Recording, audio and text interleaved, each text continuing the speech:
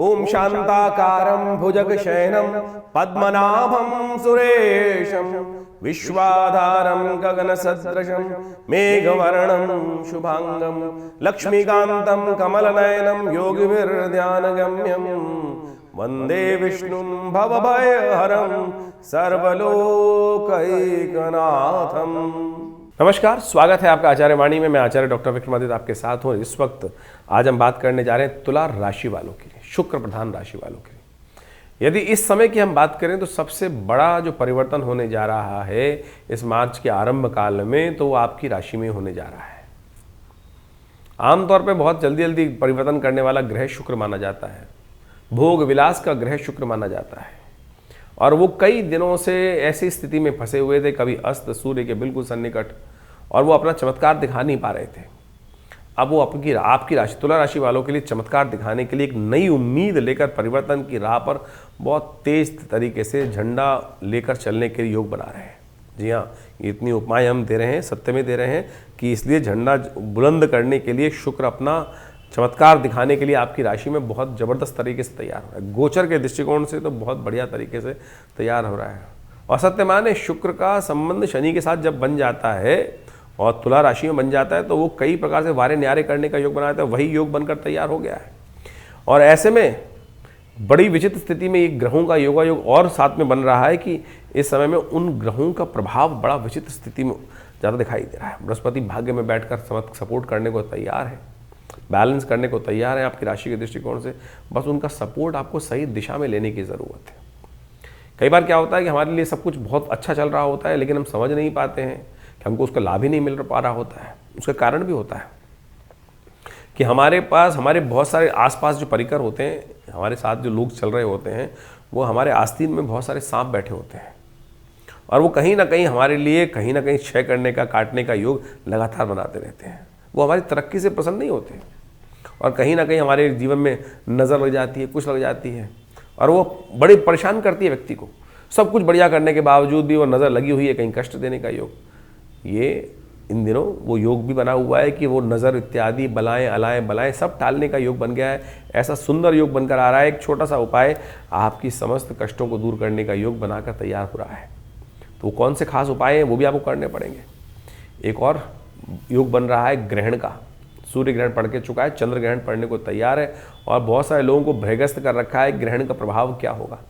देखिए, ग्रहण का प्रभाव जो होता है वो तो बिल्कुल प्रत्यक्ष रूप से होता है, लेकिन ग्रहण वास्तविक तौर पर पर्व काल है। वो समस्याओं को दूर करने का काल है, चिंतन करने का काल है। चिंता नहीं, चिंतन करने का काल है। कहा जाता है कि जब ग्रहों का प्रभाव को निष्क्रिय करने के लिए उपाय किए जाते हैं। साधारण टाइम में उपाय करोगे तो उतना ही प्रभाव देंगे जितने करेंगे, लेकिन ग्रहण काल में यदि कोई उपाय करोगे तो एक बार करने से 100 गुना अधिक प्रभाव वो देता है। तो ये ग्रहण संधि काल जो हो रहा है इस वक्त बहुत ज़बरदस्त तरीके से आ रहा है। संधि के समय ही आ रहा है, शाम के समय ग्रहण पड़ रहा है, और ऐसा ग्रहण पड़ रहा है आपकी राशि के दृष्टिकोण से जो आपके लिए खास तौर पे समझने के लिए है।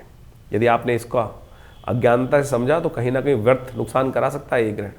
समझ की चीज़ों को करने की ज़रूरत है। ग्रहण का प्रभाव कैसे निष्क्रिय करना है ये आपकी राशि के दृष्टिकोण से इस वक्त थोड़ा सा महंगा साबित होता दिखाई दे रहा है। आने वाले समय में अननेसेसरी खर्चे बढ़ने के योग आपकी राशि में बन रहे हैं।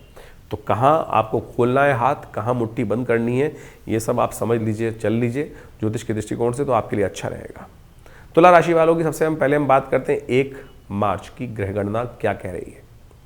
1 मार्च को रविवार का अवसर है और उस दिन त्रयोदशी तिथि विद्यमान है, और आपकी राशि के दृष्टिकोण से देखा जाए तो आपके लिए बहुत बढ़िया योग बनकर तैयार है। शुक्र इस दिन परिवर्तन की तरफ जा रहे हैं, और शुक्र जहाँ जा रहे हैं वो विजय का शंखनाद आपके लिए उपस्थित करते दिखाई दे रहे हैं। आनंद देने का योग आपकी राशि में बनते दिखाई दे रहे हैं। कहीं पीछे हटने की ज़रूरत नहीं है। अब झंडा बुलंद करने का समय आपका आ गया। आम लोग पूछते हैं ना, मेरा समय कब आएगा, कि जब मैं चलूंगा तो लोग पीछे हट जाएंगे। वो ऐसा योग आपकी राशि में बनकर तैयार हो गया है जो चिंता करने की ज़रूरत नहीं है। विजय का शंखनाद आपके साथ शुक्र ने उत्पन्न करने का रास्ता बना दिया है। मेहनत करो, कोई ले जाने की हिम्मत नहीं है। इस वक्त ग्रह आपके लिए पूरी तरह से इस प्रकार के योग बनाते दिखाई दे रहे हैं। बहुत जल्दी यहाँ पर ग्रहों का परिवर्तन भी होने वाला है, और बहुत ज़बरदस्त तरीके से आपको सपोर्ट का रास्ता भी मिलता दिखाई दे रहा है। तो इस समय को आंख बंद करके खराब मत कर लेना, खाली जागो और लाभ लेने का प्रयास करो। इस वक्त मंगल आपका अस्त चल रहा है, जो आपको चीज़ों को, हमारी बातों पर विश्वास नहीं उत्पन्न करने दे रहा है। बुद्धि भाव में बैठा हुआ मंगल, बुद्धि भाव में बैठा हुआ बुध अस्त अवस्था में, दोनों ने बुद्धि का बल बंद कर रखा है, बुद्धि और पराक्रम का। तो थोड़ा सा विश्वास कराओ, नेगेटिव सोचना बंद करो। जो कहो रोते रोते सोचोगे तो फिर कुछ नहीं कर पाओगे। इस वक्त तो ग्रह परिवर्तन की तरफ चला गया, उच्च के हो गए। शुक्र आपके लिए बहुत कल्याणकारी, आपकी राशि के स्वामी है। 2 तारीख सोमवार का अवसर है और ग्रह नक्षत्रों के दृष्टिकोण से देखें तो इस दिन चतुर्दशी तिथि विद्यमान है और ग्रह परिवर्तन की तरफ जा रहे हैं और जो आपके लिए लाभ के रास्ते खुलते दिखाई दे रहे हैं। बस ध्यान रखना, बेकार के लोगों से बचना है आपको। इस वक्त ग्रह नक्षत्रों ने परिवर्तन कर आपके लिए एक रास्ता दिया है कि हमको उपयोगी लोगों से बात करनी है, बेकार के लोगों से बचना है। चंद्रमा बिल्कुल सम्मुख होकर बैठे हैं सूर्य के, राहु के, मंगल के और बुध के बिल्कुल सम्मुख हो गए हैं इस वक्त आपकी राशि के दृष्टिकोण से जहाँ बैठ गए, और वो कहीं ना कहीं बेकार के लोगों को भी आपके सामने ला रहे हैं। बस स्कैन आपको करना पड़ेगा, स्कैन नहीं करोगे तो फिर वो कहीं ना कहीं समय बर्बाद करते रहेंगे।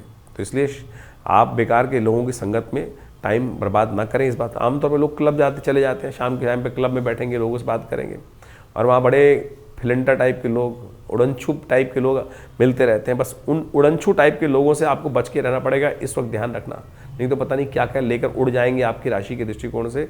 और ये शाम को आमतौर पर आदमी क्या होता है, अब आप तुला राशि वाले व्यक्ति हो, शुक्र वाले व्यक्ति हो, आनंद जीवी हो, तो आनंद जीव में हाँ पता नहीं क्या कर देते हैं और फिर कहीं ना कहीं लोग उस दोस्ती का नाजायज़ फ़ायदा उठाने का प्रयास कर सकते हैं। तो ऐसे आपको सावधान रहने की ज़रूरत है। आपको हमने समझाने का प्रयास किया। सत्यव्रत है इस दिन, कोशिश ये करें। भगवान का आमतौर पर प्रश्न लोग करते रहते हैं सत्यव्रत किस दिन करना है, तो फागुन का सत्यव्रत जो है वो 2 तारीख को रहेगा और साथ साथ इस दिन होलिका दहन भी है। और हमने आपको कार्यक्रम के आरंभ में बताया था कि ये आपकी नज़रों से बचाने का दिन है, नेगेटिव भावों के लोगों से बचने का दिन है।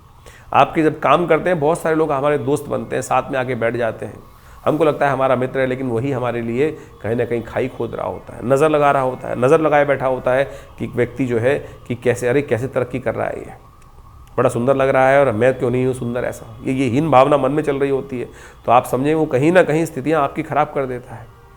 ये दिन जो है होलिका दहन का दिन, उन तमाम नेगेटिव नज़रें जो आघात आपके जीवन में घुस कर रखी हैं, वो जो तीर छोड़ रखे हैं लोग आपकी कमर में घुसे हुए हैं, वो तीर आपके बल को घटा रहे हैं, वो तीर नज़र के दिल, उनको हटाने का ये वर्ष में एक दिन आता है। होलाष्टक इस दिन समाप्त हो रहे होते हैं। अपने घर, अपने व्यवसाय, अपने सब चीज़ों को नज़रों से, नेगेटिव नज़रों से, नेगेटिव एनर्जी से बचाने का दिन दिखाई देता है। क्या करना है, कुछ बहुत ज़्यादा चीज़ नहीं करनी है आपको। राई आपके घर मिल जाएगी, उस राई को लेकर अपने सिर पे से वारिए ओम नमः शिवाय का जप करते हुए और उसको अग्नि में समर्पित कर दीजिए। होली की अग्नि में, होली की अग्नि में समर्पित कर दीजिए। यहाँ होली जहाँ जलाई जाए उसमें डालाना, क्योंकि इस बार होली शाम को नहीं जलेगी, इस बार होली रात को जलेगी। भारतीय संस्कृति में होली का दहन एक अद्भुत योग शास्त्र में लेके आती है। इसका काल बहुत ज़बरदस्त तरीके से शास्त्र में गणित किया जाता है कि कब जलाई जाए होली, क्योंकि होली का एक ऐसा पर्व है कि शास्त्र के दृष्टिकोण से यदि ये होली को हम सही रूप से कर लें तो हमारे लिए ये अद्भुत शुभ योग बना देती है, और कहीं इसको अशुभ किया तो बहुत सारे कष्ट जीवन में उत्पन्न करने के योग बना देती है। तो होली का दहन इस बार थोड़ी संशय ग्रसित है। बहुत सारे लोगों ने इसके ऊपर अनेक प्रभाव उपस्थित करने का प्रयास किया है। होली है क्या, पहले तो ये समझें।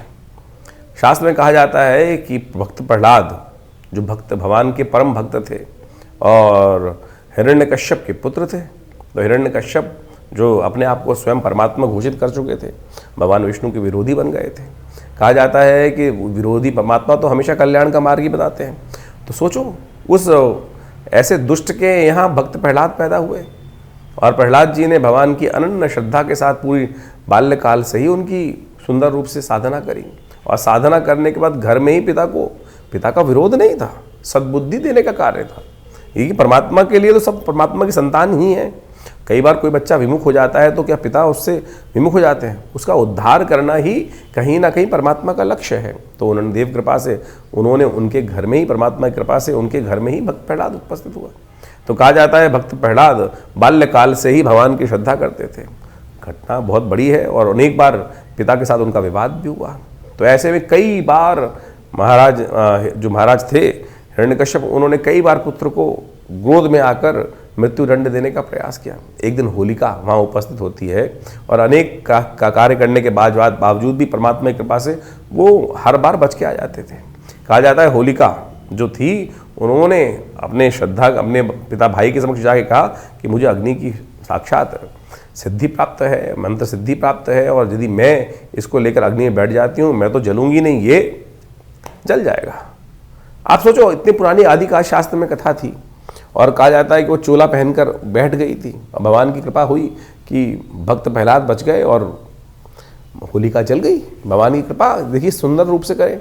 आज से कुछ साल पहले बोलते हैं लोग को है वैज्ञानिक जो बात करते हैं, बोले कैसे हो सकता है। आज भी बहुत सारे ऐसे सूट्स आते हैं कि उनको पहनने के बाद, आज तो वैज्ञानिक युग पराकाष्ठा में है, तो आप उसमें ऐसे सूट्स बना दिए जाते हैं कि उसके अंदर अग्नि में चले जाते हैं लोग और उससे अंदर इंसुलेशन के प्रभाव से कुछ जलता नहीं है। तो भारतीय संस्कृति में कितनी पुराने काल में भी ऐसा वर्णन किया गया था तो जिससे अग्नि उसको ना जले। तो आप सोचो कि वो कितनी ज़बरदस्त चीज़ें रही होंगी। तो आज ही विज्ञान को कहा जाता है, लेकिन वो जो पुरानी कथाओं के माध्यम से भी ये कहीं ना कहीं विज्ञान की पराकाष्ठा उस वक्त भी प्राप्त थी भारतीय संस्कृति में। तो सुंदर रूप से समझें। तो होलिका तो जल गई और भक्त प्रहलाद भगवान बच गए। और उसके अगले दिन लोगों ने बड़े श्रद्धा से, आनंद से जब देखा कि भक्त प्रहलाद बचे उसके अंदर बैठे हुए हैं, तो वही जो धूल थी, भस्म थी, उसी से दुरोणी खेलने की परंपरा बनी। ये तो पूरा इतिहास इस कथा का। लेकिन वास्तविक तौर पे मान के चलें कि इस होलिका दहन का समय है बिल्कुल शास्त्र के दृष्टिकोण से। होलिका की अग्नि किस तरफ जा रही है, धूम्र किस तरफ जा रहा है, इसका प्रभाव भी शास्त्र में पूरी तरह से बताया गया है, तो भी हम आपको बताएंगे। लेकिन होलिका के अंदर इस बार का जो काल गणना है वो ऐसी है कि इस बार जो होलिका जो दहन का योग बन रहा है 2 तारीख को और 3 तारीख को पूर्णिमा है। 3 तारीख को उदय तिथि है, 2 तारीख को पूर्व ग्राह्य मानी जाएगी, 3 तारीख की शाम को ग्रहण पड़ रहा है। तो इस कारण से और शाम के समय दिल्ली इत्यादि के क्षेत्र में सूर्यास्त होने से पहले पहले पूर्णिमा समाप्त हो गई है। और सूर्यास्त के शाम के समय में जब चंद्रमा उदय होंगे तो चंद्र ग्रहण पड़ रहा होगा। भारत में ये पूरी तरह से दृश्य है। यदि हम उस तरह ऊपर की तरफ चले असम इत्यादि में तो पूरा ग्रहण दिखाई देगा वहाँ पर। लेकिन दिल्ली इत्यादि में इलाहाबाद की इधर आते आते मतलब बनारस के इधर आते आते ये सब जो ग्रहण है वो धीरे धीरे कम होता चला जाएगा। तो इन सब को प्रभाव को समझने के लिए आपको ये समझ लें कि ग्रहण के समय में 2 तारीख को होलिका जलानी पड़ेगी। क्यों? उसमें भद्रा भी पड़ रही है। तो भद्रा के जो काल में कहा जाता है भद्रा समाप्त होने के बाद ही होली जलनी चाहिए। तो सुबह सूर्य उदय के समय में करीब जाकर होलिका का जो है वो अंत होता दिखाई दे रहा है। तो शास्त्र के अनुसार से तो ऐसा कहा है कि सूर्य उदय होने से पहले ही होलिका जलाने का नियम बनेगा। शाम के समय होलिका नहीं जलानी चाहिए। बहुत सारे विद्वानों का ये भी मत है कि भद्रा के पुच्छकाल में, मुख को छोड़कर पुच्छकाल में होली जला सकते हैं। तो सबसे श्रेष्ठ तो है जब भद्रा समाप्त हो जाए उसके बाद ही होली जलानी चाहिए। नहीं तो शास्त्र के अनुसार से कहा गया चतुर्दशी में और प्रतिपदा में होली जलाने से कई प्रकार के अनिष्ट उस क्षेत्र में हो जाते हैं, परिवार में हो जाते हैं, राज्य में होते हैं। तो इस बात का विशेष तौर पर ध्यान रखना चाहिए। पहले तो पूर्ण विधान होता था कि होली कैसे स्थापित की जाएगी, दंडिका नाम की राक्षसी वहाँ पर रहेगी और उसको स्थापित करते हुए समस्त आदि जो क्षेत्र के आदि व्याधियों को दूर करने के लिए ये सब व्यवस्थाएँ बनती थी। तो कोशिश ये करें, शास्त्र के दृष्टिकोण से हमने आपकी राशि के दृष्टिकोण से बताया। जैसे एक बात और समझें जो हमने पुनः में आपको बता देते हैं कि शास्त्र के दृष्टिकोण से होलिका अपने आप में एक श्रावणी, होलिका को विशेष तौर पे कहा जाता है फाल्गुनी का और साथ श्रावणी। शास्त्र में 2 महत्व कहे गए और दोनों के समय में भद्रा का देखना परम आवश्यक है। और ये जो फाल्गुनी है जिसके अंदर होली जलाई जाती है, ये आपकी समस्त अलाय बलाएं को आपके जीवन से दूर कर देती है, कष्टों से निवृत्त कर देती है, नज़र को दूर कर देती है। और 6 महीने बाद श्रावणी भी आती है। उसी प्रकार से उसमें जनेऊ बदलने का नियम शास्त्र बताया गया है और ये समस्त समाज को अवश्य करने का प्रयास करना चाहिए। धीरे धीरे इनका वैज्ञानिक शास्त्र का आख्यान जो है वो लोप होता चला जा रहा है। लेकिन ये जो हमारे ऋषि मुनियों की चीज़ें हैं, शास्त्र के मुहूर्तों का प्रभाव है, इसको अवश्य करते रहना चाहिए। नहीं तो बहुत सारे एंजाइटी डिसऑर्डर्स आज की तारीख में आप मान के चले इतने ज़्यादा लोगों के दिमाग में मनोमस्तिष्क विचार संबंधित कष्ट हो गए हैं। पहले इतनी विक्षिप्तता नहीं होती थी। इनमें से बहुत सारे जो हैं मॉडर्न साइंस ही बोलती है, साइकोसोमेटिक डिसीजेस बहुत सारी जो हैं, और दवाइयों का जो प्रभाव होता है वो तो केवल 10% बीमारियों पर होता है। बाकी जो 90% बीमारियां दे आर साइकोसोमेटिक डिसऑर्डर्स, और वो इन्हीं सब चीज़ों को वो अनडायग्नोज्ड रहती हैं। और जितने इन सब चीज़ों से जो साइकोलॉजिकली आप मान के चलें कि जितने भी इस प्रकार के कृत्य हैं भारतीय संस्कृति में जो बताए गए हैं, इसको दान कर दो, ये मंत्र जप कर लो, ये तमाम साइकोसोमेटिक डिसीज़ को ठीक करने के लिए ये जो प्रभाव है शास्त्र के दृष्टिकोण से, इन व्रतों का प्रभाव है, ये अद्भुत रूप से कार्य करते हैं। नहीं तो आप जिंदगी भर दवाई खाते रहिए, कोई ठीक नहीं होगा इन सब चीज़ों का। तो ये इसको पूरी तरह समझें। ये हमने जो उपाय बताया आपके लिए, इसको सही रूप से करने का प्रयास करें। तो होलिका जलाने का समय भी हमने आपको बताया, तो उसको समझते हुए कार्य करेंगे तो बहुत अच्छा रहेगा। तुला राशि वालों, आपकी राशि के दृष्टिकोण से 3 तारीख का दिन कैसा रहेगा जान लीजिए। मंगलवार का अवसर, पूर्णिमा तिथि इस दिन विद्यमान है, शाम को प्रतिपदा आ जाएगी और ऐसे में ग्रहण नक्षत्रों के दृष्टिकोण से चंद्र ग्रहण पड़ रहा है इस दिन। तुला राशि वालों के लिए ये ग्रहण थोड़ा सा भारी पड़ता दिखाई दे रहा है, अननेसेसरी खर्चे बढ़ाता दिखाई दे रहा है। आपके कार्यों में जहाँ 1 रुपये खर्च होने हैं वहाँ 5 रुपये खर्च होने के योग बनते दिखाई दे रहे हैं, इसलिए बहुत सोच समझकर मुट्ठी खोलने की ज़रूरत है। आने वाले कुछ दिन तक ध्यान रखने की ज़रूरत है। विश्वास आंख बंद कर किसी मत कीजिएगा, इस बात का ध्यान रखें। विजय होती दिखाई दे रही, लेकिन विजय महंगी ना पड़े, इस बात का ध्यान रखना है।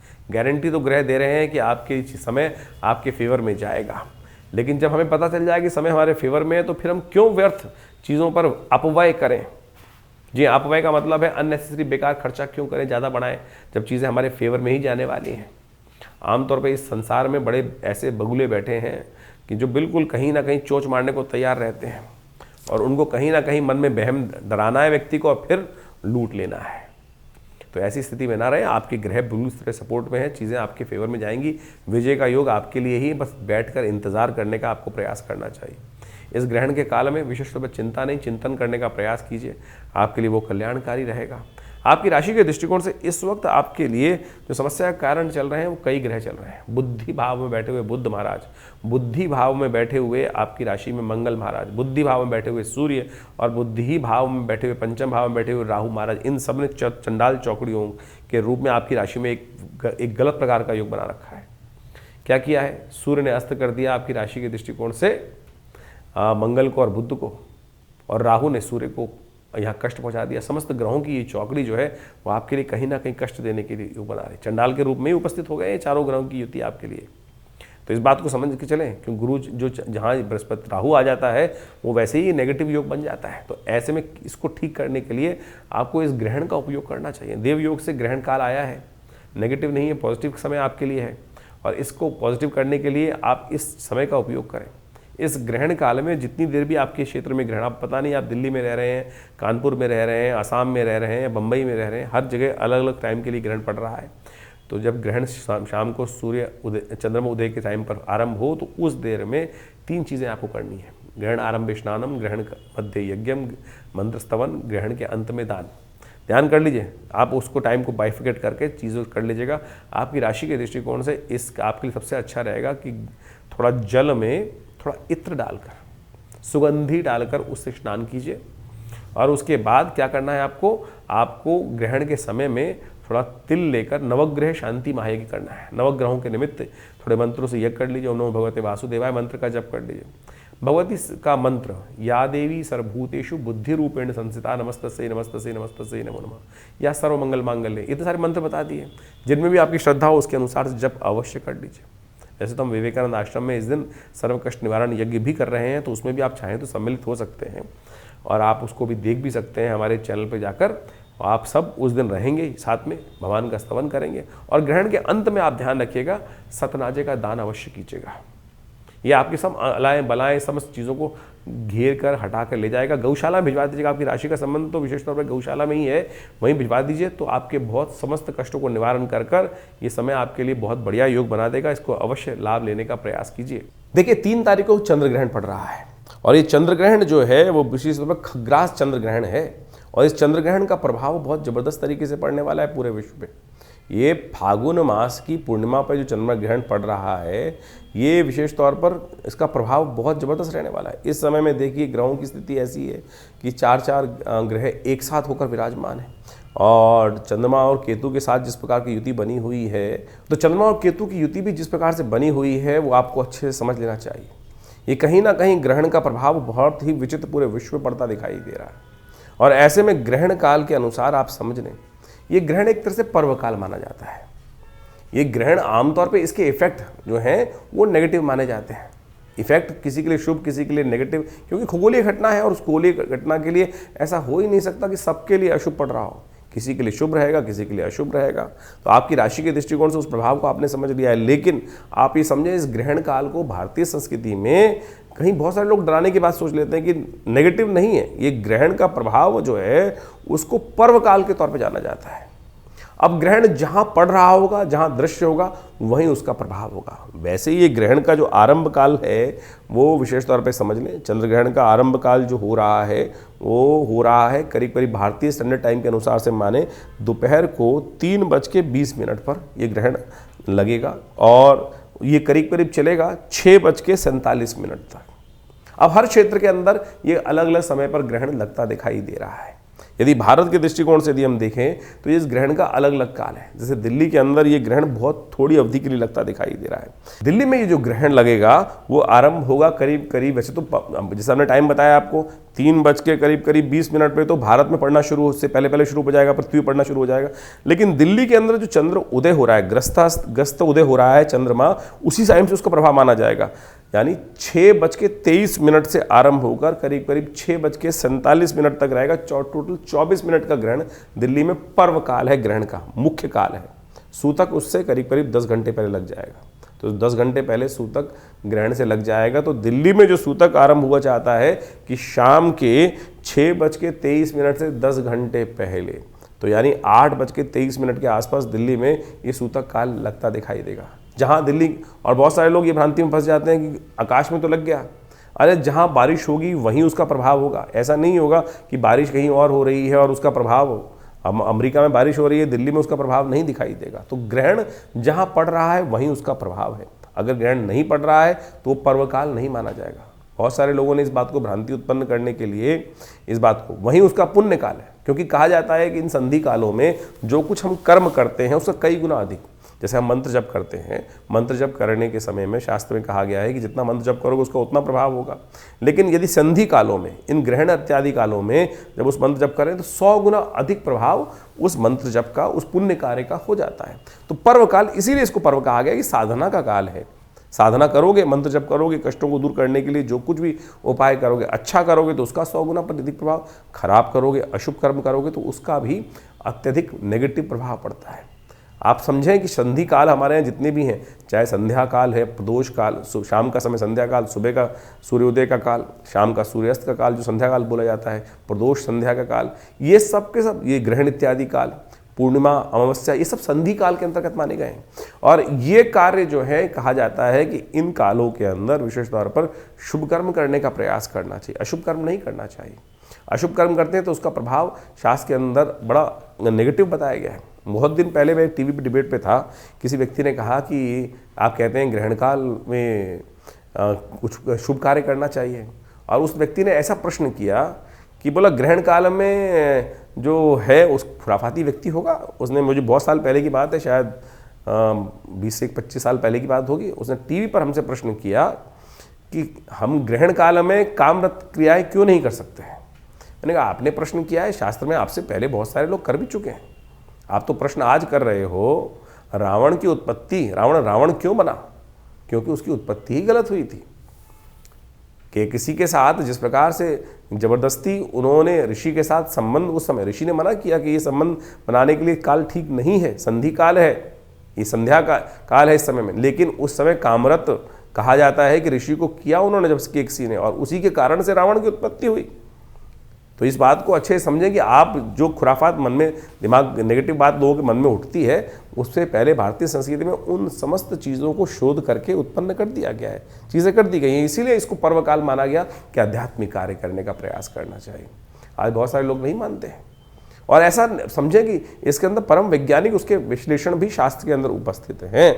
तो इस चंद्र ग्रहण में आपके क्षेत्र में किस किस समय कौन कौन सा ग्रहण पड़ रहा है वो आप समझ लीजिए। जैसे अयोध्या के अंदर ये ग्रहण करीब करीब शुरू होने जा रहा है, करीब करीब शाम के समय 6:03 पर, और चलेगा करीब करीब वही 18:47 यानी 6:47 तक। आगरा में जो ये ग्रहण जो आरंभ होगा वो करीब करीब 6:20 से आरंभ होगा और चलेगा 6:47 तक ही। यदि अहमदाबाद की बात करें तो अहमदाबाद में केवल 1 मिनट का ग्रहण पड़ेगा, केवल 1 मिनट का।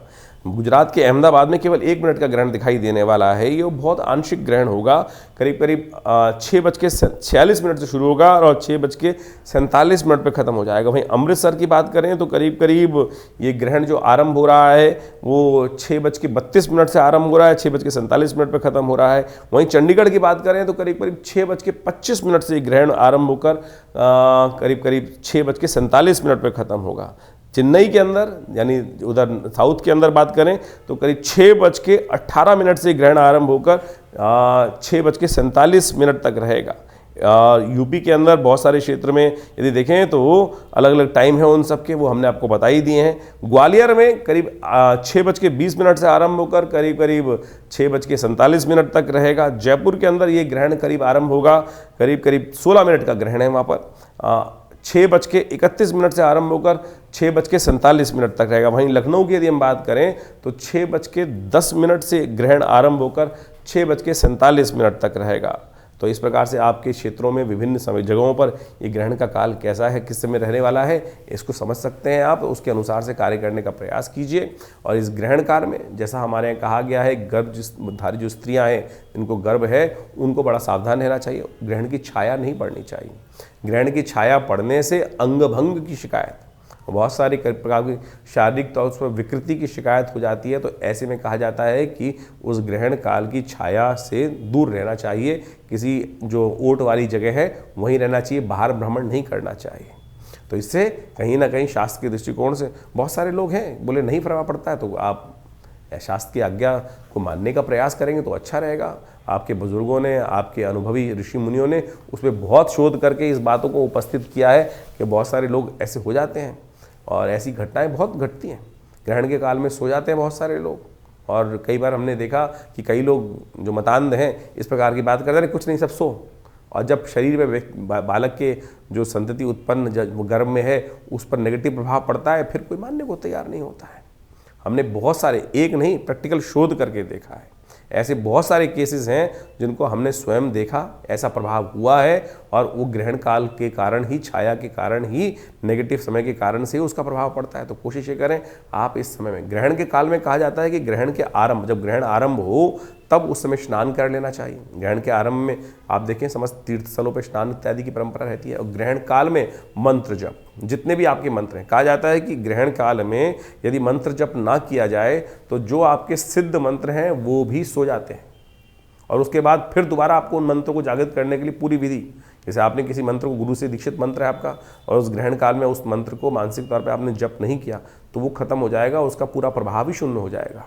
तो इसलिए कहा जाता है ग्रहण काल में उन मंत्रों को रिचार्ज कर लेना चाहिए, पुनः जागृत कर लेना चाहिए। मानसिक तौर पे यदि कुछ देर उसका जप कर लो, हवन कर लो, तो उसका कई गुना अधिक प्रभाव तो हुआ ही होगा, लेकिन वो मंत्र आपके साथ सानिध्य बनाए रखेगा। और उसके बाद ग्रहण के अंत काल में, ग्रहण जब समाप्त होने वाला हो, तो दान के लिए निकाली गई चीज़ें जितनी भी होती हैं, चाहे किसी का वस्त्र है, किसी का अन्न है, किसी का कुछ चीज़ है, सूखी चीज़ों का दान करने का महत्व है। बहुत सारे लोग दूध को दान कर देते हैं, वो नहीं किया था। तो इस बात को समझें, तो इस बात का ध्यान रखें कि सूखी चीज़ें सबसे श्रेष्ठ ग्रहण काल में दान करने की व्यवस्था है। अन्न का दान, दक्षिणा का दान, पैसे का दान, ये सब चीज़ें करने का शास्त्र में नियम है। तो निकाल कर, अब ग्रहण काल में कोई दक्षिणा आपसे नहीं ले रहा है, ये ध्यान रखें कि उस पर भी तो प्रभाव पड़ेगा उसका, तो निकाल के रख दीजिए पैसे, और ग्रहण काल के बाद उन चीज़ों को दान कर दीजिए श्रेष्ठ किसी व्यक्ति को, तो बहुत अच्छा रहेगा। इस ग्रहण काल में आप इस कार्य को करने का प्रयास करें। इस ग्रहण का प्रभाव ज्योतिषीय दृष्टिकोण से थोड़ा सा आने वाले करीब 40 दिन तो 45 दिनों तक इसका प्रभाव पूरे विश्व में होता दिखाई दे रहा है। एक तो रौद्र नाम का जो संवत आरंभ हो रहा है, 6 तिथि को आरंभ हो रहा है, उसके कारण से पूरे संसार में कई प्रकार की समस्याएं उत्पन्न होने के योग बनेंगे। भारत में विशेष तौर पर जिस ग्रहण का प्रभाव जो पड़ रहा है उसके काल से जो है वैमनस्य कहीं ना कहीं समाज के अंदर फैलता दिखाई देगा। और यदि आर्य संहिता को, जिसको वृहत संहिता को हम उठा के देखें, वृहत संहिता को, आर्यभट्ट के द्वारा लिखी गई वृहत संहिता को, तो उसमें लिखा है कि फागुन मास में जब भी चंद्र ग्रहण पड़ता है तो उसके अनुसार से ग्रहण के मध्य क्षेत्र में, जहाँ ग्रहण का, जैसे भारत का जिन जिन ग्रहण में पड़ रहा है वहाँ के मध्य क्षेत्र में, और साथ साथ उसके पूर्वी भाग के अंदर विशेष तौर पर वहाँ पर ज़्यादा उपद्रव और ज़्यादा अशांति का वातावरण बनता दिखाई देगा। उनके चारों तरफ भारत की जो स्थितियाँ हैं वो कहीं ना कहीं विकट होने की स्थिति बनती दिखाई दे रही है। अस्थिरता का वातावरण बनता दिखाई देगा, दुर्घटनाओं का वातावरण, वैमनस्य का वातावरण, क्योंकि इस बार संवत भी बहुत अच्छा नहीं कहा जा सकता है, तो पूरे विश्व में कहीं ना कहीं कोलाहल ज़्यादा रहते हुए दिखाई दे रहे हैं। और इस ग्रहण का प्रभाव तो बहुत लंबे क्षेत्र में पड़ रहा है। तो आप कोशिश करें इस समय में जो उपाय बताए गए हैं उनको अवश्य करने का प्रयास करें, जिससे आपके जीवन में उसके कष्ट ना हो। 3 तारीख को ग्रहण पड़ रहा है, और 3 तारीख को ग्रहण के समय में हमने विवेकानंद योगाश्रम में सर्व कष्ट निवारण यज्ञ रखा है। जी हाँ, देखिए इस समय चंद्रमा जो हैं वो ग्रहण का युग बना रहे हैं, मंगल अस्त अवस्था में है, राहु के सूर्य के साथ फंस गए हैं, बुध भी अस्त अवस्था में है और सूर्य राहु की युति चल रही है। तो ये कहीं ना कहीं बड़े विचित्र ग्रहों का दौर चल रहा है। बहुत सारे ग्रहण का प्रभाव है, किसी के लिए अच्छा किसी के लिए खराब, लेकिन समस्त कष्टों को निवारण करने के लिए ग्रहण एक पर्वकाल होता है। और दिल्ली में ये ग्रहण बहुत थोड़ी देर के लिए पड़ रहा है, कुछ देर के लिए पड़ रहा है, करीब करीब आप मान के चलें ये 37 मिनट का जो ग्रहण है, उस समय में हमने विवेकानंद योगाश्रम में एक विशेष यज्ञ रखा है, सर्व कष्ट निवारण यज्ञ। ग्रहण के काल में सर्व कष्ट निवारण यज्ञ, मंगलवार के दिन ग्रहण पड़ रहा है, तो समस्त नवग्रहों की शांति और साथ साथ बहुत सारे विभिन्न मंत्रों का इसमें जप रहेगा, यज्ञ रहेगा और साथ साथ ग्रहण काल के बाद सुंदरकांड का पाठ भी रहेगा। तो आप सब इस कार्यक्रम में भाग ले सकते हैं। अपने स्थान को आरक्षित करने के लिए तुरंत हमारे नंबर्स पे फ़ोन करके अपना स्थान आरक्षित कर लीजिए, क्योंकि ये एक सर्व कष्ट निवारण यज्ञ, फिर 6 महीने बाद करीब यज्ञ कोई ग्रहण पड़ने का योग बनेगा। तो इसमें क्योंकि रुद्र नाम का संवत भी आरंभ हो रहा है, तो उससे पहले ये मौका है कि हम समस्त आनंद से अपने कष्टों को जीवन के दूर करने के लिए भगवान का नाम जितना हो सके वो लेने का प्रयास करें। कष्ट निवृत्त होगा तो कष्ट से दूर करने का योग, जीवन में आनंद का योग बहुत सुंदर तरीके से बनेगा। तुला राशि वालों, आपके लिए 4 तारीख का दिन बहुत बहुत शुभ रहेगा। माँ भगवती का आशीर्वाद मिलेगा, क्योंकि इस दिन होली का पर्व है। बहुत बहुत शुभकामना। बुधवार का अवसर, प्रतिपदा तिथि है और उस दिन ग्रह परिवर्तन की तरफ आपकी राशि के दृष्टिकोण से जहाँ जा रहे हैं वो आपके लिए थोड़ा सा आपको ध्यान रखना पड़ेगा। सुबह का समय तो आपके लिए बड़ा अच्छा दिखाई देता है, लेकिन दोपहर के बाद कहीं ना कहीं समय जो है तो अन्य से खर्चे करा सकता है। तो रंग में भंग ना पड़ जाए, इस बात का ध्यान रखना। कई बार क्या होता है, खेलते खेलते बहुत सारी चीज़ें अननेसेसरी की तरफ चली जाती हैं और रंग में भंग डालने का हम प्रयास कर लेते हैं। इन दिनों ग्रह आपके वैसे ही भोग विलास की तरफ आपको ज़्यादा आकर्षित करते दिखाई दे रहे हैं, तो थोड़ा सावधानी के साथ चीज़ों को करने की ज़रूरत है। कहीं ना कहीं तो हुड़दंग में कहीं ना कहीं ना हो, नहीं तो आने वाले 2-3 दिन थोड़ा कहीं ना कहीं खर्चालू ज़्यादा होते दिखाई दे रहे हैं। जैसा ग्रहण का प्रभाव था आपकी राशि के दृष्टिकोण से, वैसे ही योग कहीं ना कहीं बनते दिखाई दे रहे हैं। तो थोड़ा खर्चा हर चीज़ में ध्यान रखते हुए, हर चीज़ को पग पग थोड़ा संभल कर चलने का प्रयास करें। पैर फिसला और कहीं ना कहीं समस्याएं उत्पन्न करने के योग बन सकते हैं। सेहत का भी ध्यान रखने की ज़रूरत है। होली खेलते वक्त थोड़ा ध्यान ये भी रखें कि होली किसके साथ खेलें। आपकी राशि के दृष्टिकोण से इस वक्त कुछ गलत लोग आपके साथ चिपकते दिखाई दे रहे हैं, जो कहीं ना कहीं शत्रु अभाव अंदर रखते हैं और वो कहीं ना कहीं कष्ट देने के योग बना सकते हैं। कोशिश करें होली भगवान के साथ खेलने का प्रयास कीजिए। आपकी राशि के दृष्टिकोण से सबसे अच्छा है कि ऐसे फालतू चीज़ों से हटकर होली भगवान के साथ इत्र, परफ्यूम कुछ भी लेकर भगवान पे अर्पित करें और उसी सुगंधित द्रव्य को अपने ऊपर भी आशीर्वाद की तरह डालने का प्रयास करें। सुगंधिम पुष्टिवर्धनम शास्त्र कहता है, जितनी सुगंधी होगी उतनी पुष्टि वर्धेंगे, उतनी लक्ष्मी की प्राप्ति होने के योग बनेंगे। तो होली आनंद से मनाएं। वो ग्रीस और पता नहीं कहाँ कहाँ नेगेटिव चीज़ों से लोग करते हैं। आपकी तो तुला राशि है, शुक्र प्रधान राशि है, शुक्र उच्च के हो गए हैं, तब तो वृद्धि सिद्धि की कृपा प्राप्त करने के योग बहुत सुंदर तरह से बन रहे हैं। आनंद के साथ होली मनाने का प्रयास करें। शुक्र इस दिन परिवर्तन कर आपकी राशि के दृष्टिकोण से शनि के ही नक्षत्र में जा रहे हैं और ये वारे न्यारे करने के लिए ज़बरदस्त मणि योग आपके लिए बनाकर तैयार कर रहे हैं। जी हाँ, मणि योग।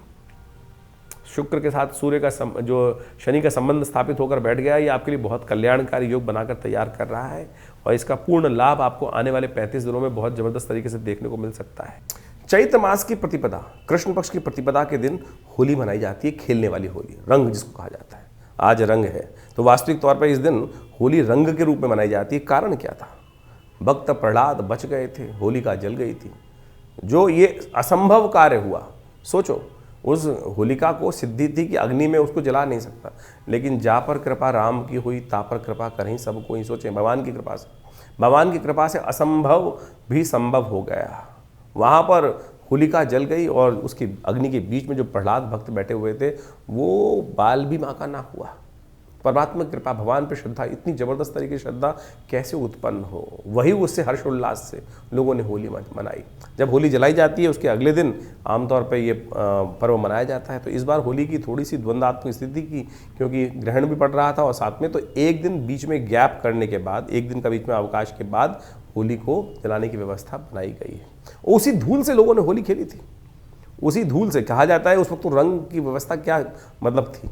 आमतौर पे जब इतना लोगों ने देखा कि एक असंभव संभव हो गया, तो उसी भस्म से, और सबसे श्रेष्ठ जो है वो यज्ञ की भस्म ही है, वो होली का यज्ञ ही था, क्योंकि मंत्र सिद्धि थी होलिका को। मंत्र जप करते हुए उस अग्नि के अंदर वो विराजमान हो गई थी। तो अग्नि कैसे भक्त पर, भगवान के भक्त को जला सकती थी? तो सोचो ये चमत्कार प्रभाव हुआ, और लोगों ने जब ये चमत्कार देखा तो अगले दिन सुबह जब वहाँ पर भस्म के अंदर भक्त प्रहलाद बिल्कुल जीवित तौर पर विराजमान थे, बाल भी बांका नहीं हुआ, बाल भी जला नहीं, तब लोगों ने उसी भस्म से होली का तो होली आप सुंदर रूप से खेलें, आनंद से खेलें। होली के समय में कई भ्रांति भी उत्पन्न हो गई है। अब हर्षोल्लास में कहाँ से भंग आ गई? रंग में भंग ना डालें। आज की तारीख में बहुत सारे लोग किसी न किसी प्रकार से नशा कर होली के उत्सव को समाप्त करने का प्रयास करते हैं। भंग हो गया, पता नहीं कौन कौन सी कहाँ। भारतीय संस्कृति में इन सब चीज़ों का कोई स्थान नहीं दिया गया। कहीं लोगों ने तो शिवरात्रि पर भी भंग घोटने की व्यवस्था बना दी, भगवान को प्रसाद चढ़ाने के रूप में। कहाँ शास्त्र में वर्णित है? भगवान को भंग जो चढ़ाई जाती है विजया औषधि के रूप में चढ़ाई जाती है, और वो औषधि के रूप में उस बात को, जहर को काटने के लिए चढ़ाई जाती है। भंग की व्यवस्था धतूरा इत्यादि नशे के लिए थोड़ी कर दिया गया। ये तो लोगों के मन में किस प्रकार से जो अपने आप गलत भाव जागे, और उसके कारण से लोगों ने भ्रांति उत्पन्न करने का प्रयास किया। लेकिन शास्त्र में ऐसा कहीं नहीं है। तो आप ये समझें कि जो किसी प्रकार का जो नशा करने की व्यवस्था लोग करते हैं, उसको समझने की शास्त्र में प्रमाण जो है उस प्रकार समझना चाहिए। तो आप होली खेलें, आनंद से खेलें। और एक बार और, होली के दिन बहुत सारे लोग क्या होते हैं, पुराने कपड़े पहन के आते हैं।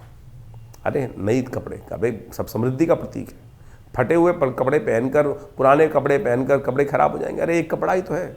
आनंद भाव से होली का दिन, आनंद भाव से जो वस्त्र हैं वो धारण करें, आनंद से होली खेलें। और ये जो लोग कई बार दुश्मनी निकालने की बात करते हैं कि सामने वाले को रगड़ना है जी, ये करना है, वो करना है। अरे आनंद से, प्रेम का समर्पण करते हुए, जो आत्मा का परमात्मा से मिलन के रूप में होली का उत्सव शास्त्र बनाया जाता है। पुराने ज़माने में तो टेसू के फूल जो थे वो पानी में डालकर, आज भी वृंदावन में उसी प्रकार से किया जाता है कि टेसू के फूलों को पानी में डालने के बाद उसका रंग जो छोड़ देते हैं, तो वो विशेष तौर पर होली खेलने की व्यवस्था बनाई जाती है। बहुत सारी जगहों तो दही में हल्दी मिलाकर और सुंदर रूप से उससे जो उपटन मनाया जाता है, उससे होली दधिकांतोत्सव उसके रूप में शास्त्र में एक वर्णित है, वह तब मनाया जाता है। तो ऐसे होली पूरी तरह से औषधीय वर्णन है। और सोचें कि आयुर्वेदिक दृष्टिकोण से तो क्या है, बसंत का मौसम पूरी तरह चल रहा है, स्नान का महत्व है, और ऐसे में स्नान करने से, पानी में स्नान कर लेने से बहुत सारी बीमारियां भी ठीक हो जाती हैं। अब आज की तारीख में लोग ग्रीस और पता नहीं कौन कौन से जो केमिकल से युक्त रंग बना के बात करते हैं, तो कहाँ वो होली का वो प्रभाव है ही नहीं। वनस्पति दृष्टिकोण से, औषधीय दृष्टिकोण से जो होली के महत्व बताए गए हैं, तो उस तरह से होली आप खेलने का प्रयास करेंगे तो हो जो हल्दी वाला पानी, पलाश के फूलों से बनी हुई जो होली के रंग हैं, केसर के पानी से बना हुआ जो पानी जो है, वो उस तरह से भारतीय संस्कृति इतनी ज़बरदस्त संस्कृति थी। अभी इस पे कमेंट आने शुरू हो जाएंगे, मैंने केसर शब्द उच्चारण जो कर दिया है, लोग कहेंगे केसर खाने को नहीं मिलता और आप कह रहे हैं केसर से होली खेलने की व्यवस्था। हमने पूरा वर्णन आपके समक्ष किया कि हमारा देश कोई भिखारियों का देश नहीं था, सोने की चिड़िया ये देश था। तो यहाँ जो व्यवस्थाएं बनाई गई हैं आनंद के लिए पर्व थे, लेकिन आनंद में रंग में भंग किस प्रकार से कुछ गलत मानसिकता के लोगों ने किस प्रकार से उत्पन्न किया है, उसको उस तरह से हम सब समझें। चंदन के पानी से, चंदन के द्वारा, इतने सुंदर सुंदर चीज़ें भारतीय संस्कृति में विद्यमान हैं, उन सब के द्वारा। और आज की तारीख में तो पता नहीं लोग नशे में करके और कहाँ कहाँ क्या क्या स्थिति कर देते हैं, कोई नाली में पड़ा है कुछ। तो होली का बिना नशा करे ही उस परमात्मा के नाम का स्मरण कर कर जो आंतरिक भाव जो अंदर से उत्पन्न होता है, उसके साथ होली मनाने का प्रयास करें, भगवान के साथ होली खेलें। तो हमने आपको कार्यक्रम के आरंभ में जो भगवान के साथ जो उपाय बताया है उसको अवश्य कीजिएगा। फिर होली खेलेंगे ना तो फिर आनंद भी रहेगा और जाकी रही भावना जैसी। तो कहा गया ना, तो आप अवश्य सबके साथ आनंद भाव से होली खेलने का प्रयास करेंगे तो बहुत अच्छा होगा। होली का पर्व आपके लिए बहुत बहुत शुभ हो। तुला राशि वालों के लिए 5 तारीख का दिन, बृहस्पतिवार का दिन कैसा है जान लीजिए। द्वितीया तिथि विद्यमान है इस दिन, चैत्र के कृष्ण पक्ष की, और इस दिन सूर्य अपनी चाल से चलते हुए थोड़ा सा आगे बढ़ रहे हैं। और ये जो बढ़ रहे हैं ये कहीं ना कहीं आपकी राशि के दृष्टिकोण से थोड़ी सी अपनी गति में थोड़ा सा एक भेद उत्पन्न करते दिखाई दे रहे हैं। ध्यान रखिएगा, बृहस्पति के नक्षत्र में प्रवेश करने के कारण से जो अभी मास आरंभ होगा आगे, जिसको कहा जाता है विशेष तौर पर खरमास, उस खर में सूर्य की चाल थोड़ी सी गड़बड़ा जाती है और ऐसे में बुद्धि कहीं ना कहीं कुतर्क में फंसती दिखाई दे रही है। ध्यान रखना पड़ेगा, अपने आप को कुतर्क में ना फंसने दें। इस बात का तुला राशि वालों को खासतौर पर ध्यान रखना। बेकार की बातों में आपका मनोमस्तिष्क विचार अन्य से ज़्यादा परेशान होते दिखाई दे रहे हैं, उससे हाथ में आने वाला कुछ नहीं है। तर्क कुतर्क सब किसी न किसी प्रकार से बेकार रहते हैं। अपने चाल में मस्त होकर काम करने का प्रयास कीजिए, वो आपके लिए अच्छा रहेगा। उन चीज़ों पर ध्यान दें। हो सके तो सूर्य से संबंधित चीज़ें जो हैं उनका दान करने का प्रयास करें। किसी मंदिर में जाकर तांबे के वस्त्र इत्यादि, तांबे के बर्तन इत्यादि दान करना आपके लिए अच्छा रहेगा। गेहूं का दान करना भी आपके इस नेगेटिव प्रभाव को ठीक करने का रास्ता अवश्य बनाएगा। 6 तारीख का दिन शुक्रवार का दिन है, तृतीया तिथि इस दिन विद्यमान है और ग्रह नक्षत्र परिवर्तन की तरफ जो अग्रसित हो रहे हैं वो एक नई उम्मीद आपके अंदर जगाते दिखाई दे रहे हैं। लेकिन ये आज का दिन जो है वो कहीं ना कहीं थोड़ा खर्चीला साबित होने की तरफ अग्रसित होता दिखाई दे रहा है। ज़्यादा चिंता नहीं, चिंतन करने का प्रयास करें। अननेसेसरी की चिंताएं, थोड़ी सी फोबिया, थोड़ा सा डर, भय मन में उत्पन्न करने की तरफ ले जाता दिखाई दे रहा है, तो इस बात का ध्यान रखते हुए कार्य करेंगे तो अच्छे रहेंगे। अननेसेसरी की चिंताएं त्यागने का प्रयास कीजिए। गणेश जी हैं, उनका पूजन करें। चतुर्थी व्रत इस दिन शास्त्र में निर्धारित किया गया है और ये सब कष्टों को हरने वाली चतुर्थी है। इस दिन विशेष तौर पर तिल का भोग अब गणेश जी को लगाने का प्रयास करेंगे तो बहुत शुभ कल्याण के योग बनेंगे। 7 तारीख का दिन शनिवार का दिन है और इस दिन विशेष परिवर्तन के योग बन रहे हैं। चतुर्थी तिथि विद्यमान है, सर्वार्थ सिद्ध योग भी विद्यमान हो गया और आपकी राशि में बन गया है कीर्ति योग, जो आपकी राशि के दृष्टिकोण से आपके बल को, मानसिकता को बिल्कुल परिवर्तन करने की तरफ ले जाएगा। एक दिन पहले जो मनोमस्तिष्क था और आज में उसमें जमीन आसमान का अंतर आपकी राशि के दृष्टिकोण से हमें दिखाई देता है। तो उस पॉजिटिविटी का प्रयोग आप करने का प्रयास कीजिए, चीज़ों को सही से टैकल कर पाएंगे। आपकी राशि में ऐसा योग बनता दिखाई दे रहा है। सर्वार्थ सिद्ध योग भी है, चतुर्थी भी है इस दिन, तो कोशिश ये करें हनुमान जी का स्तवन करें। हो सके तो पीपल के पेड़ के पास जाके एक दिया अर्पित करना, जलाना, इस शनि के थोड़े नेगेटिव प्रभाव को ठीक करने में कल्याणकारी साबित होगा। 8 तारीख का दिन वो इम्पॉर्टेंट दिन है जो इस साल में सबसे बड़ा परिवर्तन करने के लिए आपकी भाग्य में आकर बैठ गया है। शनि इस दिन अस्त होने जा रहे हैं और पंचमी के दिन शनि अस्त हो रहे हैं और आने वाले कुछ दिन 30-35 दिन आपके लिए एक ज़बरदस्त बूस्टर देने के योग बनाते दिखाई दे रहे हैं।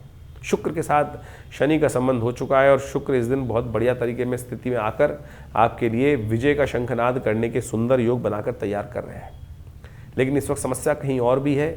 आपके जो पराक्रम के मालिक हैं वो कहीं ना कहीं, धन के मालिक जो हैं कहीं ना कहीं वो अस्त अवस्था में चल रहे हैं, बुध अस्त अवस्था में चल रहे हैं।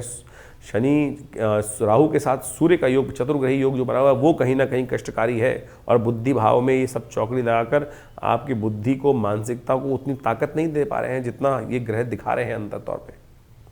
तो उसका आनंद लेने के लिए, सब चीज़ों का आनंद देने के लिए आपको इनको शक्ति देने की आवश्यकता है। कुछ ग्रहों का उपचार चाहिए। ये शनि अस्त होने जा रहे हैं, आपकी राशि के दृष्टिकोण से समझ लो बहुत ज़बरदस्त योग बनकर तैयार हो रहा है आपके लिए। ये कहीं ना कहीं नए दोस्तों को मिलवाएगा, नए लोगों से मिलवाएगा, लेकिन बुद्धि कुतर्क जब करने लगती है तो आप उनसे ज़बरदस्ती जो है स्थितियों को बिगाड़ देते हैं। बस स्थितियों को बिगाड़ना मत, इस बात का ध्यान रखने की ज़रूरत है। अननेसेसरी हर चीज़ में बहुत डीप जाने का मन आपका करेगा, अरे और खोदे और खोदो और खोदो। सुपरफिशियली रहने तो चीज़ों को, स्थितियाँ दिखाई दे रही हैं, लाभ की हैं, और अननेसेसरी जो होता है कुतर्क जो है वो कहीं ना कहीं कष्ट में पहुंचा सकता है। और कारण है उसका मंगल का इस वक्त अस्त अवस्था में होना, बुध का इस वक्त अस्त अवस्था में होना, सूर्य का इस वक्त राहु के साथ जुड़ जाना।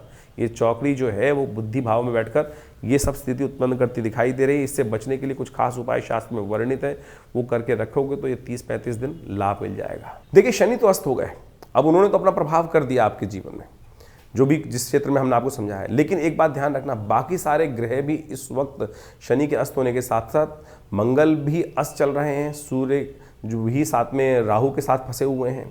और इस समय बड़ी विचित्र स्थिति ये बन रही है कि जहाँ शनि चल रहे हैं उनसे 12वें भाव में ये समस्त ग्रहों की चौकड़ी लगी हुई है। शनि अस्त हैं, शुक्र उनके साथ विराजमान है, ये बहुत कहीं ना कहीं स्थिति अच्छी होने के योग बना रहे हैं। लेकिन साथ में आप मान के चलें इनसे पीछे ही 12वें भाव में जो सूर्य जो हैं, जो बल देने वाले हैं, वो खरमास में चले जाएंगे, उनकी शक्ति वैसी कम हो जाएगी। साथ में राहु ने उनकी बहुत बुरी स्थिति कर दी है। साथ में बुध महाराज भी अस्त अवस्था में, मंगल भी अस्त अवस्था में। तो ये कहीं समय वेस्ट ना हो जाए। ऐसे में ग्रह उपचार, अब आप मान के चलें आपके शरीर में बहुत सारी चीज़ें अच्छी हो रही हैं लेकिन साथ में कुछ नेगेटिव प्रभाव भी चल रहा है, तो कैसे मल्टीविटामिन्स लेने हैं आपको। ये उपाय सही रूप से करें कि सही जगह सही चोट लगे, तभी जाके ठीक हो सकता है। तो ऐसे में सबसे पहला काम क्या करना पड़ेगा, आपको मंगल को ताकत देने का प्रयास करना पड़ेगा। सुंदरकांड का पाठ करें, हनुमान चालीसा का पाठ करने का प्रयास करें, हनुमान जी के मंदिर में जाकर उनको चोला चढ़ाने का प्रयास करें। कम से कम मंगलवार और शनिवार जितने भी आपके ये जब तक अस्त चल रहे हैं शनि, तब तक तो ज़रूर करने का प्रयास करें। और 15-20 दिन में सब ग्रह परिवर्तन करके आगे निकल जाएंगे और उस समय वारे न्यारे करने के योग आपकी राशि में बहुत ज़बरदस्त बन सकते हैं। लेकिन तब तक शनि जितने दिन हैं बहुत लंबे टाइम नहीं है, 1 महीने के लिए 30 दिन के लिए ये योग बन के आ रहा है, 30-35 दिन के लिए। तो उस समय में आपको सबसे पहली ज़रूरत है कि नित्य प्रति हनुमान चालीसा का पाठ, ओम हंग हनुमतये नमः, ओम प्रांग प्रींग प्रौंग से शनिश्चराय नमः, ओम हंग हनुमतये नमः। ये एक हमने मंत्र बताया आपको, इसका कम से कम 108 बार जप। क्या है कि हमने संपुट लगा दिया है शनि के मंत्र पर, ओम हंग हनुमतये नमः, ओम प्रांग प्रींग प्रौंग से शनिश्चराय नमः, ओम हंग हनुमतये नमः। इससे क्या होगा कि शनि महाराज के नेगेटिव प्रभाव हटेंगे जो, और साथ साथ हनुमान जी कृपा से शनि को ताकत मिलनी शुरू हो जाएगी। शनि के जो नेगेटिव प्रभाव है, शनि शुभ करने की तरफ आपको अग्रसित कर देगा। मंगल को भी ताकत दे देंगे हनुमान जी महाराज, हनुमान चालीसा का पाठ करने से। हो सके तो हनुमान जी को चूल्हा चढ़ाने का प्रयास कीजिए। नित्यपति भगवान सूर्य को जल अवश्य दीजिएगा। सूर्य इन दिनों विशेष तौर पर आप मान के चलें कि जिस नक्षत्र में चला गया है वो कहीं ना कहीं थोड़ी समस्याएं उत्पन्न करने के योग देने वाले हैं। सूर्य जो है इन दिनों बृहस्पति के नक्षत्र में है और खरमास भी आरंभ हुआ चाहता है, तो सूर्य का बल और कमजोर स्थिति में फंस रहा है। तो ऐसे में सूर्य को ताकत देने की जरूरत है। पीली चीज़ों का दान, जितना हो सके पीली चीज़ों का दान ब्राह्मणों को दान करने का प्रयास कीजिए। यज्ञ इत्यादि करने का प्रयास करें, गायत्री का जप नित्यपति करने का प्रयास करें। इन सब स्थितियों को लाभ लेने के लिए इन समस्त उपायों को अवश्य आप जितने करेंगे तो उतना कल्याणकारी योग आपकी राशि के दृष्टिकोण से बनता चलेगा। साथ में बुध भी अस्त चल रहे हैं और सूर्य राहु की युति चल रही है। तो ऐसे में इन समस्त ग्रहों के प्रभावों को आपको अच्छे से अपनी जन्मपत्री पे एनालाइज करने की आवश्यकता है। कहाँ कौन सी स्थिति में किन दशाओं के कारण से ये योग बनता दिखाई दे रहा है। जो कुछ उपाय हमने आपके समक्ष यहाँ उपस्थित किए हैं, इनको आप अवश्य करने का प्रयास कीजिए। चीज़ें परिवर्तन की तरफ जाएंगी और ये कहीं ना कहीं आपकी राशि के दृष्टिकोण से कहीं ना कहीं शुभ योग अवश्य बनाने की स्थिति आपके लिए उत्पन्न करने की योग बनाएंगे। तुला राशि वालों के लिए 9 तारीख का दिन बड़ा विशेष दिखाई देता है ग्रह नक्षत्रों के दृष्टिकोण से, क्योंकि ग्रह परिवर्तन की तरफ जा रहे हैं। इस वक्त मन थोड़ा सा भयभीत होने के योग बनते दिखाई दे रहे हैं। मन किसी भी कार्य को उतनी तेजी से नहीं करता दिखाई दे रहा जितना होना चाहिए। इस वक्त आवश्यकता है आपको सहारे की, और सहारा मिलेगा आपके घर वालों से, आपके सन्निकट वालों से। उनका सहारा लेके काम करने का प्रयास करें, उनका आशीर्वाद लेकर काम करने का प्रयास करें। चीज़ें पॉजिटिव हो सकती हैं, इस बात का ध्यान रखना। कई बार हमारे करने से कुछ नहीं होता है, हमको एक सहारा सही मिल जाए ना तो पता नहीं कहाँ से कहाँ हम पहुँच जाते हैं। ये वही दिन आपकी राशि के अनुसार से बनता दिखाई दे रहा है। रवि योग है, चीज़ें बहुत फेवर में तभी जाएंगी जब आप थोड़े विनम्र होकर चीज़ों को सहायता लेने का प्रयास करोगे। एक हाथ बढ़ाओ, सामने से 4 हाथ आपके घर वाले आपके, बिल्कुल ध्यान रखना, आपके घर वाले आपके सहयोग करते दिखाई दे रहे हैं। और बाहर बैठे हुए जो शातिर लोग हैं कहीं ना कहीं झटका देने की स्थिति बना सकते हैं। स्वांग रचने के दिन दिखाई देते हैं, तो घर वालों का सपोर्ट चाहिए। घर वालों की विनम्रता से सपोर्ट लेने का प्रयास कीजिए, सब चीज़ें आपके फेवर में जा सकती हैं। 10 तारीख का दिन मंगलवार का दिन है, सप्तमी तिथि विद्यमान है और आपकी राशि के दृष्टिकोण से इस दिन राहु के साथ बुध की भी एक युति होती दिखाई दे रही है। राहु जो है कि राहु के नक्षत्र में बुध प्रवेश करते दिखाई दे रहे हैं। तो ऐसे में ये स्थिति थोड़ी सी कहीं ना कहीं भ्रम जाल में आपको फंसाती दिखाई दे रही है। तो भ्रम से निवारण का रास्ता अति जो हमारे सपोर्टिव लोग हैं उनके साथ जुड़ना है। भ्रम की स्थिति इसलिए उत्पन्न होती है क्योंकि हमें विश्वास नहीं होता और निष्ठाएं बदलते यहाँ देर नहीं लगती हैं। कोशिश ये करें ज़्यादा भ्रम में ना फंसें और ज़्यादा बाहर वालों पर विश्वास ना करें। घर वाले आपके लिए कल्याणकारी हैं, बाहर वाले आपके लिए कहीं ना कहीं विप्लवकारी बना सकते हैं। योग ध्यान रखते हुए कार्य करेंगे। थोड़ा सा हनुमान जी को सहारा दीजिए, हनुमान जी का सहारा लीजिए। मंगलवार का दिन है, कहा जाता है ना, संकट कटे मिटे सब पीरा, जो सुमरे हनुमत बलबीरा। तो 10 तारीख को मंगलवार का सुंदर योग बन रहा है और ऐसे में ग्रहों की स्थिति आप समझें कि सूर्य ने के साथ में मंगल और राहु, साथ में बुध विराजमान है। सूर्य ने अस्त कर रखा है मंगल को भी, सूर्य ने अस्त कर रखा है बुध को। और ऐसे में साथ साथ राहु के साथ सूर्य की युति चल रही है। वो कहीं ना कहीं जो स्थितियां हैं थोड़ी सी विकट करती दिखाई दे रही है। आगे नववर्ष भी आरंभ हुआ चाहता है, जिसमें रौद्र नाम का नव संवत आरंभ होगा। 6 तिथि पर ये वर्ष आरंभ हो रहा है। तो ऐसे में इन समस्त ग्रहों को देखिए तो इससे आने वाले समय में कुछ ना कुछ नेगेटिव प्रभाव ज़्यादा दिखाई दे रहा है। यदि सार्वभौमिक तौर पर देखा जाए, विश्व के दृष्टिकोण से देखा जाए तो 2 ग्रहण पड़ के चुके हैं और इन सब ग्रहणों का प्रभाव भी कहीं ना कहीं वैमनस्य समाज में बढ़ाता दिखाई दे रहा है। राजनीतिक तौर पर अस्थिरता उत्पन्न करने के योग बना सकते हैं। रौद्र नाम का संवत कहीं ना कहीं आने वाले समय में विप्लवकारी योग बनाता दिखाई देगा, प्रलयंकारी योग बनाता दिखाई देगा इस पूरे वर्ष के अंदर। तो देखिए विश्व युद्ध की तरफ पूरा विश्व जो है फिर दोबारा एक तरह से खड़ा होता दिखाई दे रहा है। और जिस प्रकार से अमेरिका का पूरा वर्चस्व पूरे विश्व में अपनी एक अननेसेसरी की हेगड़ी दिखाता दिखाई दे रहा है, ग्रहों का प्रभाव भी वो कहीं ना कहीं विस्फोटक योग आगे आने वाले समय में उत्पन्न करने की योग बना सकता है। तो कोशिश करें, इन सब ग्रहों का प्रभाव पूरे विश्व तो है ही है, मानस पर भी, व्यक्ति के जीवन पर भी पड़ता दिखाई दे रहा है। ये जो राहु का परिवर्तन सूर्य के साथ युति है, किसी पूरे विश्व के लिए नहीं, हर राशि में कहीं ना कहीं पड़ रहा है उसका प्रभाव। तो ऐसे में आपकी राशि के दृष्टिकोण से भी जो प्रभाव है वो हमने आपको समझाया। उन सबको ठीक कैसे किया जाए, उन सबको ठीक करने के लिए भगवान के नाम का आराधना। और हमारी दृष्टिकोण से इस समय में मंगलवार का सुंदर योग पड़ रहा है और साथ साथ सप्तमी अष्टमी का सुंदर योग विराजमान है। ऐसे में तो हनुमान जी का सुंदर स्तवन करें। हमने विवेकानंद योगाश्रम में इस दिन नवग्रह शांति महायज्ञ का सुंदर आयोजन किया है, जिसमें सुंदरकांड का पाठ रहेगा, हनुमान जी की कृपा के निमित्त हनुमत यज्ञ रहेगा, नवग्रह शांति महायज्ञ रहेगा। और साथ साथ हमारे आश्रम पे जो सिद्ध माँ भगवती की प्रतिमा है, जो मुल्तान से भगवती यहाँ पर पधारी 500 साल पुरानी सिद्ध प्रतिमा है, उनके सानिध्य में बैठकर सुंदर भगवान का स्तवन, हनुमान जी का सुंदर चूल्हा चढ़ने की व्यवस्था, सुंदरकांड का पाठ रहेगा, भंडारा रहेगा, सवामनी का भोग रहेगा।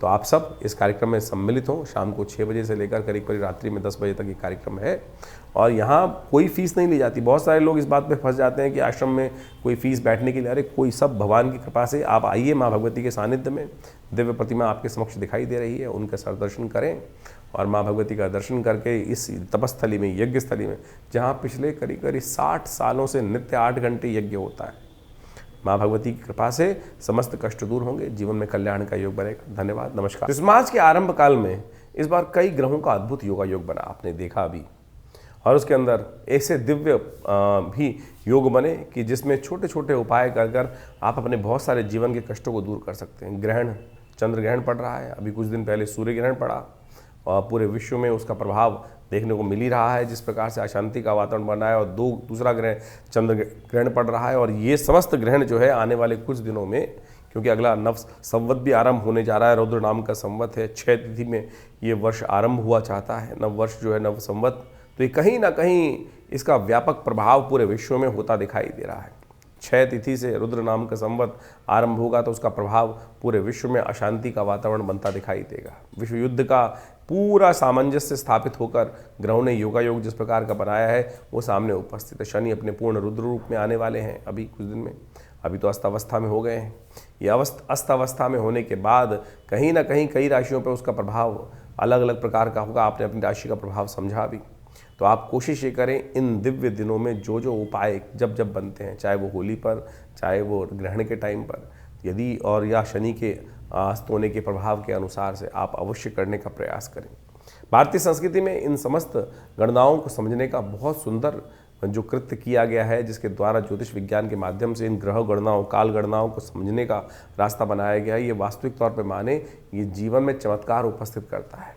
ग्रह गणना योग ज्योतिष के अनुसार से एक ऐसी चीज़ है कि जिसको देश काल परिस्थिति के अनुसार से आप समझेंगे तो आपके जीवन में क्या कुछ अशुभ होने वाला है, शुभ होने वाला है, उसका पूर्व ज्ञात आपको प्राप्त हो जाता है। तो कोशिश ये करें इन समस्त गणनाओं का प्रभाव अपने जीवन में, देखिए बड़े भाग्य मानुष तन भाव, इस भाव को ध्यान रखें हम, बड़े भाग्य से मानुष तन प्राप्त होता है। और इसमें इन सब वैज्ञानिक पद्धतियों का जो ज्योतिष विज्ञान के अनुसार से या काल गणना के अनुसार से ज्योतिष के हमारे प्राचीन आचार्य ऋषि मुनियों ने उनकी सबकी व्यवस्था भारतीय संस्कृति में उपस्थित करी, पूरे विश्व में उसको समझकर उसके लिए लाभ लिया और संसार में उसका लाभ आज भी पहुंचता है।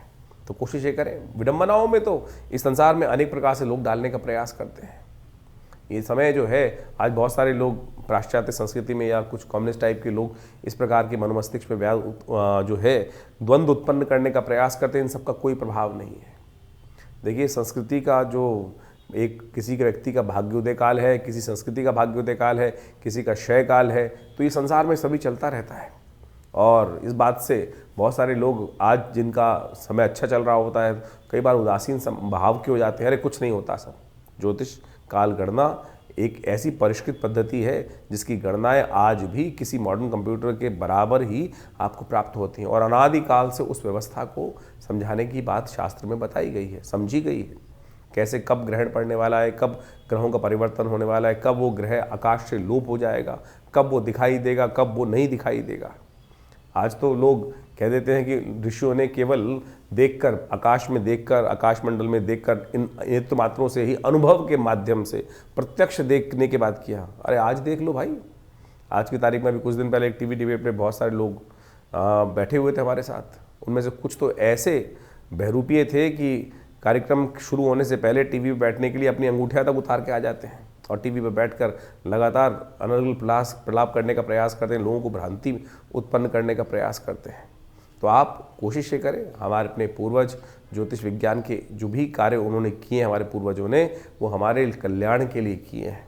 और इन सब प्रभावों को समझें और ज्योतिष विज्ञान के माध्यम से जो हम आपके समक्ष ये उपाय उपस्थित करते हैं, ये छोटे छोटे हैं लेकिन शास्त्र वर्णित हैं और इनको हिंग लगे ना फिट के रंग चोखा हो, ऐसा हमारा प्रयास है कि आपके जीवन में समस्त कष्ट दूर होने के योग बने। और पौराणिक ज्योतिष के अनुसार से हम इन समस्त वैदिक ज्योतिष में, पुराणिक ज्योतिष के अंतर्गत बहुत सारे जो उपाय शास्त्र में बताए गए हैं, कथाओं के माध्यम से ही बताए गए हैं, उन चीज़ों की टेस्टिमनीज बताई गई हैं, वो हम आपके समक्ष उपस्थित कर रहे हैं, बताया है। और उन ग्रंथों का नाम तक हम आपके समक्ष बताते हैं कि कहाँ किस प्रकार का वर्णन वो उपस्थित है। कोशिश ये करें उनको अपने जीवन में उतारें। हाँ, आपके मन में कोई प्रश्न चल रहा हो तो चिंता ना करें, ये हमारा जो व्यवस्था है आपके लिए अपनी है। आप फ़ोन नंबर्स पे अपने प्रश्नों को लिख के भेजें, व्हाट्सएप के माध्यम से भेजेंगे तो हम जरूर उनके जवाब भी जल्दी से जल्दी आप तक भेजने का प्रयास करेंगे। हाँ, थोड़ा देर जरूर लग सकती है उसमें, बहुत सारे लोगों के प्रश्न आ रहे होते हैं और उन प्रश्नों के माध्यम से हम जल्दी से जल्दी उनके उपाय आप तक भेजने का प्रयास करते हैं।